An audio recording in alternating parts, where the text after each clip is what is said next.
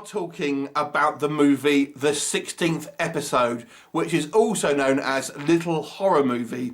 And this one is directed and written by Jerome Cohen-Olivar, and actually is about 3 YouTubers. Now, these 3 YouTubers have got millions of subscribers apparently, and they do all these kind of different travel vlogs and, you know, extreme situations, etc. And they decide for their, obviously, 16th episode, they are going to go to Casablanca. And while they're there, they come across this particular guy who invites them to a wedding ceremony. And they go there, but it appears to be a little peculiar. And one of the members, the female member of the this trio of YouTubers, appears to be possessed after that. And in actual fact, the actual plot goes a little deeper than that as to why she's possessed. As to what happens, you have to watch the movie to find out. So this is a rare film in the fact that it's actually the second half of the movie, which is actually a lot better than the first. I've got to be honest with you, the first half of this movie was rough because it was just poorly made and, quite frankly, and boring with inflated drama. We'll come on to it and get a little bit more detail, but in most cases, a lot of films struggle to finish well and kind of have that third act tends to be the one that kind of lets them down. But this one, I felt it actually did the opposite. This one, I think the first half of this movie really was the weaker half, whilst the second, it definitely picks up the pace. So the first thing I would say is if you watch this film, you may be tempted to kind of just turn it off. I actually had to watch this over 2 nights. I just started watching it and I just couldn't get into it, so I just turned it off and then I watched it again the next day, and obviously then I kind of got to the second half, which was considerably better. But let's just dive into a little bit more detail about what works first of all. Obviously, you know, I'm interested in this, and I'm sure anyone watching, because obviously it focuses on YouTubers, that is something, if you're watching this kind of video, that we can all kind of relate to. And obviously I think as time progresses and kind of the streaming and the way kind of films and media are consumed, this type of thing is going to be more common. So that is, you know, it's on kind of like, it's kind of a future-proofed to a certain degree in regards to the you know, the way the concept of this film. So that was quite good. Like I've said, when we get to the second half of this movie, there are twists and there are plot developments that happen that I feel are particularly strong. It becomes a little bit more than a possession movie, is all I kind of want to say.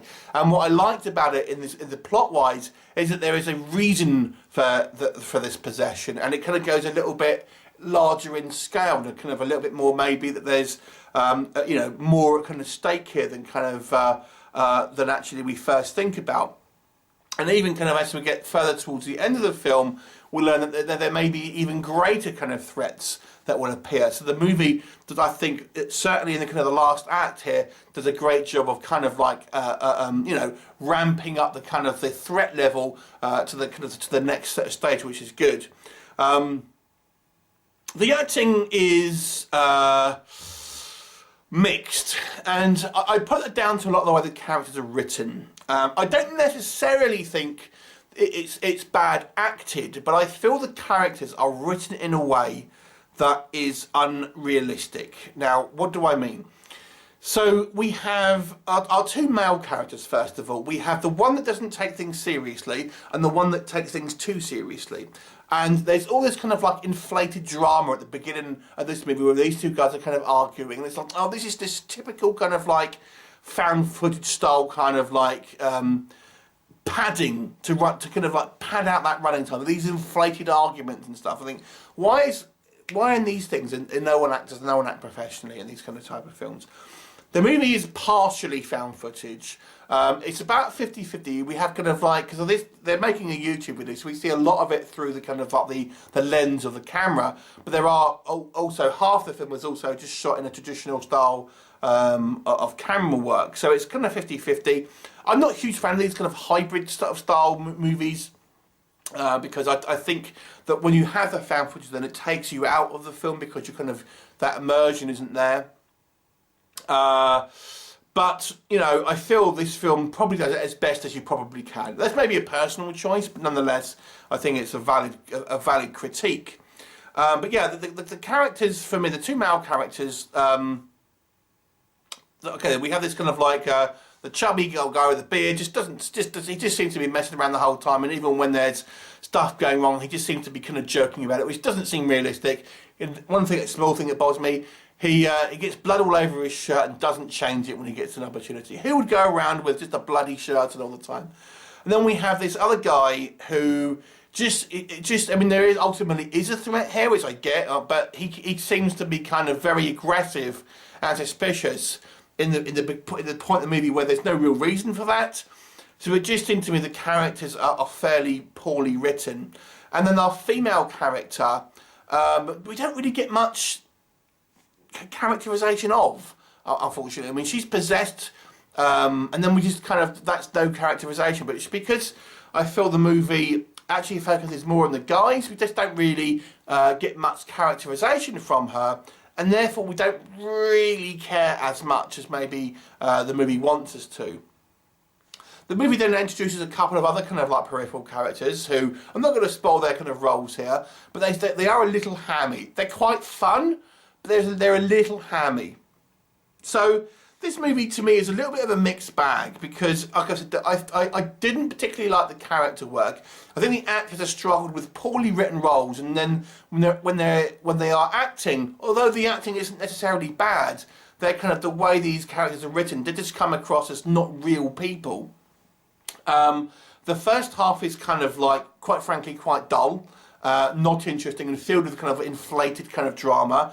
However, this movie does pick up halfway through when we kind of get a little bit more about the kind of the possession sort of side of stuff kind of gets going, and it becomes a little bit more interesting because there are more layers that come after that.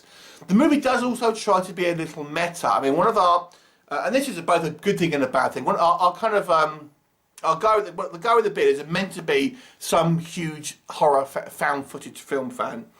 And that is kind of said over and over again. And there's a couple of instances where he actually talks, in found footage, this is a particular trope, and that's a particular kind of like genre trope. So it makes it somewhat meta. But then we have a scene where they are trying to exorcise this girl who's possessed, just to do it themselves. There's no even attempt to get some type of kind of like religious figure involved. And well, they just go, you just got to say the power of Christ compels you. And I'm sorry, if you are a kind of a horror movie fan, you're gonna say more than that, and you're just gonna think, you would know that obviously just some random Joe Schmo is not going to exercise the spirit just by saying the power of Christ compels you and stuff like that. I mean, that may be a trope. I've seen what was it? The American Guinea Pig one, the Song of Solomon. That's just what the priests do in that. But at least they were priests. So this movie, a little bit of a mixed bag, to be honest with you. A strong second half of the movie with some interesting plot developments and some kind of like interesting kind of like supernatural designs, I would say. Not exactly creature effects, but some interesting things that are going on. Some somewhat kind of like ropey special effects. There are some prosthetics involved, which looks okay until it moves, is the best way to describe it. And there's a little bit of cheesy, which almost looks like 50s kind of like electric effects. Again, that's a minor nitpick. So overall, a mixed bag with this movie. I'm going to give it a 5 out of 10. If you can get to the first half, you enjoy the second half. But I'm giving it a 5 out of 10 because the first half is just unfortunately pretty poor. Have you seen it? What did you think of it? Leave me a comment and I'll look forward to seeing you next time. Bye for now.